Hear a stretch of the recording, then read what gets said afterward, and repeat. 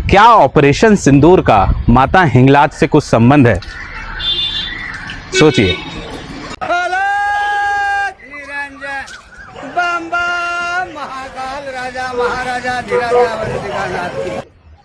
या देवी सर्वभूतेषु शक्ति रूपेण संस्थिता नमस्तस्यै नमस्तस्यै नमस्तस्यै नमो नमः। नमस्कारम।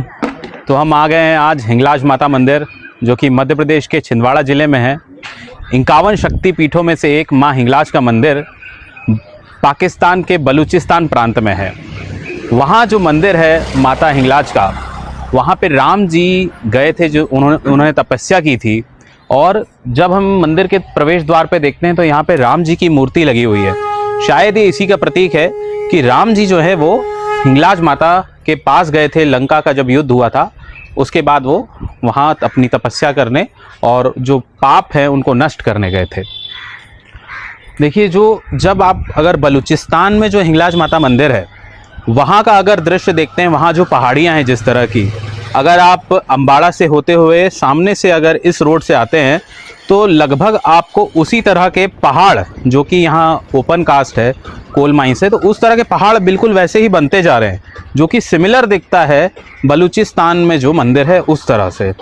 तो जो हिंगलाज माता मंदिर है, आपने देखा होगा अभी जो पाकिस्तान और हिंदुस्तान का युद्ध हुआ था उसमें बलूचिस्तान ने बहुत अहम भूमिका निभाई है पाकिस्तान को कमज़ोर करने में। तो ये बिल्कुल भी एक संयोग सिर्फ नहीं है, ये माता हिंगलाज का आशीर्वाद है कि बलूचिस्तान की तरफ से पाकिस्तान को नुकसान पहुंचाया जा रहा है। ये माता हिंगलाज का ही आशीर्वाद है। और आप देखिए कि उस ऑपरेशन का नाम जो रखा गया था वो रखा गया था ऑपरेशन सिंदूर। हिंगलाज जो कि हिंगुल शब्द से निकला है, हिंगुल शब्द का अर्थ जो है वो लगभग सिंदूर होता है। तो क्या ऑपरेशन सिंदूर का माता हिंगलाज से कुछ संबंध है? सोचिए। जैसे ही आप मंदिर के अंदर प्रवेश करते हैं, सबसे पहले आपको यहाँ पे पैर धोने के लिए यहाँ पे स्थान बना हुआ है जिसमें आप पैर धोते हैं। और यहाँ पे पानी रहता है। पानी जो है पंच महाभूतों में से एक है, जो जल है, जो कि आपकी भूत शुद्धि कर देता है। अगर आप जब भी मंदिर में जाते हैं तो नहा के इसलिए जाते हैं क्योंकि आप जो है अपने अंदर से, जैसे ही आप नहाते हैं तो सिर्फ आपका शरीर स्वच्छ नहीं होता है, आपका मन, आप देखते हैं एक अलग तरह की शांति आपके अंदर उतरती है। तो जब भी आप मंदिर जाते हैं इसलिए हमेशा स्नान करने की विधि बताई गई है।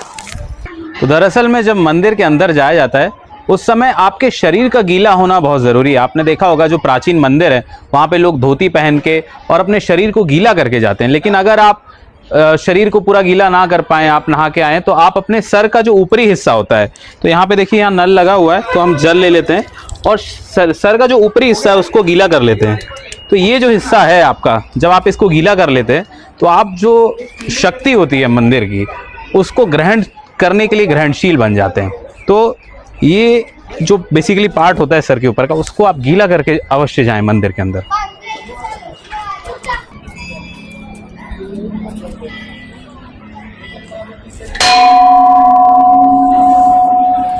जय शिव शंभू।